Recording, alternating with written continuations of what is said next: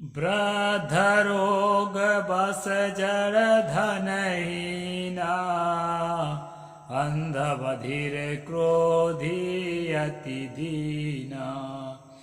ऐसे हु पति कर किए अपमाना, नारी पाए जमपुर दुख नाना।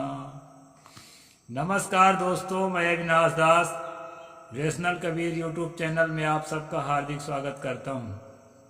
साथियों, यदि आप इस यूट्यूब चैनल को सब्सक्राइब नहीं किए हैं, सब्सक्राइब ज़रूर करें। शेयर करके अपने सभी मित्रों तक, सभी ग्रुपों तक पहुंचाएं। बेल आइकन को प्रेस करें, ऑल नोटिफिकेशन ऑन करें और जो है कमेंट ज़रूर लिखें दोस्तों, लाइक भी करें। यह चैनल किसी के भावना को आहत करने के लिए नहीं क्रिएट किया गया है दोस्तों। न किसी जाति धर्म, न किसी संप्रदाय, न किसी व्यक्ति विशेष के।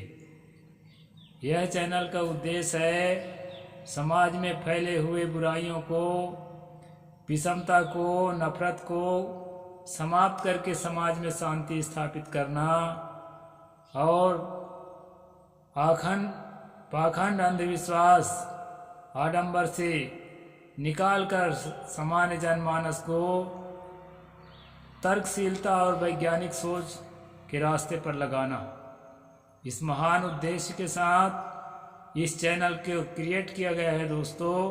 तो इसको आप सब लोग जो है सब्सक्राइब करके, शेयर करके जन जन तक पहुंचाएं और पूरे भारत को रेशनल बनाने में चैनल का मदद करें। मैंने रामचरितमानस की 2 चौपाइयाँ आपके सामने रखी है। संक्षेप में उसका मैं अर्थ कर दूं दोस्तों, इसके बाद फिर चलते हैं इसी से मिलता जुलता आज के प्रसंग में, मनु स्मृति में। तो साथियों, चौपाई है, यदि बूढ़ा है वृद्ध रोग बस जड़ धनहीना। यदि बूढ़ा है, यदि रोगी है, अत्यंत किसी रोग से पीड़ित है, अत्यंत धन से हीन है, क्रोधी है, अति दीन है, या जैसा भी है, मूर्ख है, जड़ भी कहा है, मूर्ख है, ऐसे भी है। अगर पति उसको मन से, वचन से, कर्म से अगर पत्नी उसके अपमान करती है तो स्वर्ग में जाकर के यानी नरक में जाके परलोक में उसको नाना प्रकार के दंड दिया जाएगा। ऐसा जो है तुलसी गोसाई ने कहा है। दोस्तों, स्त्री को खूब छांटा बीना जाता है। आज भी मैं देखता हूँ हमारे ही भक्तों को जब नई बहू की तलाश में जाते हैं तो 1.5 साल, 2 साल, 3 साल तक तलाशते हैं। लेकिन जो है उन बिचारियों को तलाशने का अवसर नहीं है। पहले तो बिल्कुल भी नहीं था।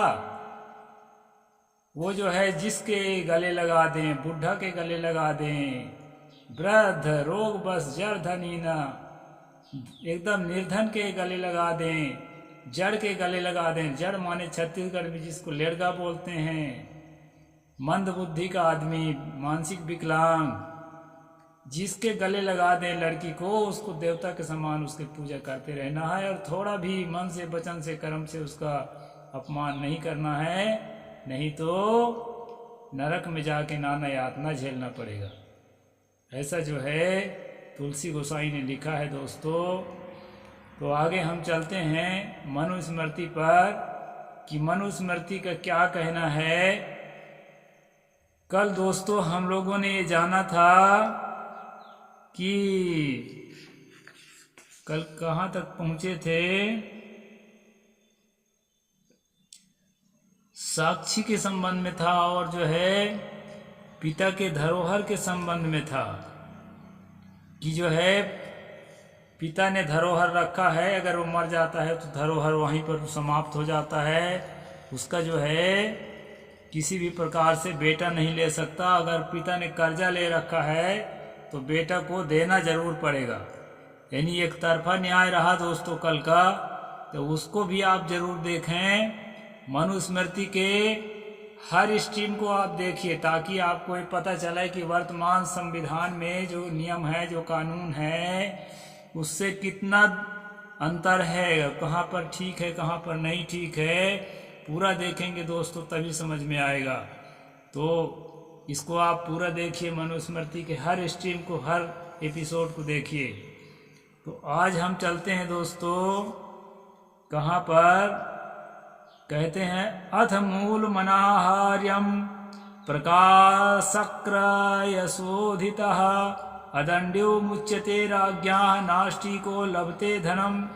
ये 220 नंबर 202 नंबर है, श्लोक नंबर 202, 8वां अध्याय मनुस्मृति। इसमें कहते हैं माल बेचने वाले का पता न लगे, पर यह निश्चित हो कि बाजार में से ही उसे दाम खरीदार से खरीदा है, तो वह जो है खरीदार दंड का भागी नहीं होता, उसे बिना दंड दिए छोड़ देना चाहिए, और असल में जिसका वह माल है उसे वापस दे देना चाहिए। अगर चोरी का माल बाजार में बेचा जा रहा है तो मनु कहते हैं इसमें खरीदार का कोई दोष नहीं है, और सही बात है दोस्तों, इसमें मनु का हमें समर्थन करना चाहिए। अगर चोरी करके ला के बाजार में रख के बेच रहा है तो बाजार में बिकने का मतलब है कि वो ठीक ठाक माल है, तो उसमें किसी भी प्रकार से यहाँ पर मनु का दोष नहीं है, ये कानून ठीक है। फिर क्या कहते हैं, जिसका माल है उसको जो है पकड़ में आए तो वापस कर देना चाहिए, लेकिन खरीदार को जेल नहीं भेजना चाहिए, क्योंकि वो नहीं जानता था कि चोरी का माल है।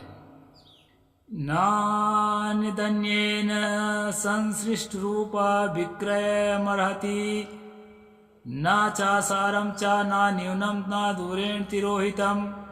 बनिया किसी चीज से दूसरी चीज मिलाकर नकली चीज को अच्छी चीज बताकर और दूर से नकली चीज दिखाकर असली दर पर तौल कर कोई चीज कम करके नहीं बेच सकता। अगर बनिया जो है दूसरा चीज को दिखा दे और दूसरा चीज को बेच दे, वो अपराध है। और जो है मिलावट करके या नकली माल बेच दे असली के रेट में, असली के दर पर, यह तौल में किसी प्रकार के कम बेसी करता है, उसके लिए जो है व्यापारी दंड का पात्र होगा, ऐसा यहाँ पर मनु बता रहे हैं। आगे थोड़ा विषय चेंज करते हैं दोस्तों। क्या कहते हैं, अन्या दे दर्यात्यान्या वोढु कन्या प्रदीयते उभेता एक शुल्केन वदे दित्य ब्रवीन मनोह। ये 204 नंबर है। अच्छी लड़की को दिखाकर वर का ब्याह किसी दूसरी लड़की से कर दे तो वह उसी एक ही खर्च में दोनों लड़कियों के साथ विवाह कर ले, यह मनु जी ने कहा है। कभी कभी क्या होता है ना, छोटी बहन ज्यादा प्यारी दिखती है देखने में, मैं कई जगह देखा हूं। तो अब बेटी वाला तो सोचता है कि बड़ी बेटी का ही पहले विवाह करूं, छोटी का बाद में करूंगा। तो क्या होता है कि वो जो कन्या देखने वाले लोग हैं छोटी को पसंद कर लेते हैं, और इसी डर से जब कई लोग ऐसा करते हैं तो लड़की के पिता कभी कभी क्या है छोटी को ही दिखा देता है और विवाह करने के समय में बड़ी को करता है। मनु कहते हैं अगर इस तरह से धोखा करता है ना, तो जिसको तुम पसंद करे हो उसको भी ले लो और उसको भी ले लो, दोनों लड़कियों को ले जाओ, डबल विवाह कर लो। ये जो है ऐसा गैर कानूनी नहीं है मनु के हिसाब से। लेकिन दोस्तों वर्तमान संविधान के कानून में एक लड़के का एक ही लड़की से जो संवैधानिक दायरे में जो बालिग हो गई हो, जो मतलब उसका उम्र पूरा हो गया हो जो नियम के अनुसार, और जो है दोनों में से किसी को आपत्तिजनक ना हो मनोराजी से, तब विवाह किया जाए, ऐसा आज का नियम है। और एक लड़की का विवाह एक ही लड़का के साथ किया जाए। ये 5 पांडव जैसे नहीं है कि 5-5 जने विवाह कर लोगे तो बच जाओगे, जेल भेज दिया जाएगा।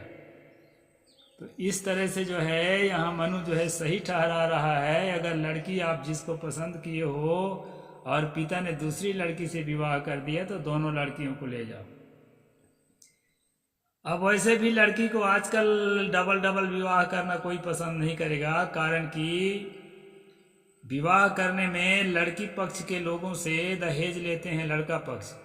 लेकिन दोस्तों आपको मैं बता दूं, मैं विवाह संस्कार के जो प्रसंग में मनु के बता चुका हूं। मनु के समय में विवाह संस्कार में जो है लड़की के पक्ष से दहेज नहीं दिया जाता था, बल्कि जो है लड़की वाले उससे खर्चा लेते थे। विवाह संस्कार वाले प्रकरण में आप देख लेना, पीछे स्ट्रीम कर रखा हूं मैं। तो लड़की वाले से पैसा ना लेकर के लड़का वाले से लड़की वाले लोग पैसा लेते थे उसको पसंद करने के लिए। तो उल्टा था उस टाइम पर, लेकिन दहेज प्रथा थी। तो मनु ने वहाँ कहा भी है कि उसको जो है लड़की बेचने के समान है, ये प्रथा ठीक नहीं है, ऐसा करके उसको कहा है। तो पिछले स्ट्रीम में आप देख लेना। इस प्रकार दोस्तों यहाँ लड़कियों के संबंध में बताया है। लड़की को यानी महिला को जो है भोग्य पदार्थ के रूप में देखा जा रहा है। उसकी अपनी इच्छा क्या है क्या नहीं है इससे कोई लेना देना नहीं। लड़की के माता पिता की इच्छा और उधर ससुराल पक्ष वालों की पसंद, ये दोनों काम अगर तय हो गया है ना, तो लड़की के मन में क्या चल रहा है इससे कोई लेना देना नहीं है। ये है मनु का नियम, तो मैं बता दिया। इसी आधार पर मैं शुरू में जो चौपाई बोला हूं, इसी आधार पर है कि चाहे बुढ़ा को हाथ थमा दे, चाहे रोगी को हाथ थमा दे, चाहे पागल को हाथ थमा दे, चाहे क्रोधी को हाथ थमा दे, चाहे एकदम निर्धन को हाथ थमा दे, जिसको हाथ थमा दे उसी को देवता समझ करके उसकी पूजा करो और इधर उधर मन को मत भटकाओ। नहीं तो मरने के बाद ना बहुत तकलीफ तुमको दिया जाएगा वहाँ परलोक में जा करके, स्वर्ग लोक के बगल में जहाँ नरक है वहाँ पर ले जाके। इस तरह से मनु ने डर दिखाया है। तो ये है दोस्तों, आगे क्या कहते हैं और पढ़ लेते हैं। नोन्मत्याया न कुष्ठिन्या न च स्पष्ट मैथुना पूर्वम दोषान विभाख्य प्रदाता दंडमर्हति। जो कन्या पगली है, कुष्ठ रोगिणी है और पुरुष के साथ जिसका समागम हो चुका है, इन दोषों को विवाह के पहले वर से न कहने वाला दाता दंड पाने का अधिकारी है। अब जो है ना, कहते हैं ना, रास्ता की खेती और रानी की बेटी।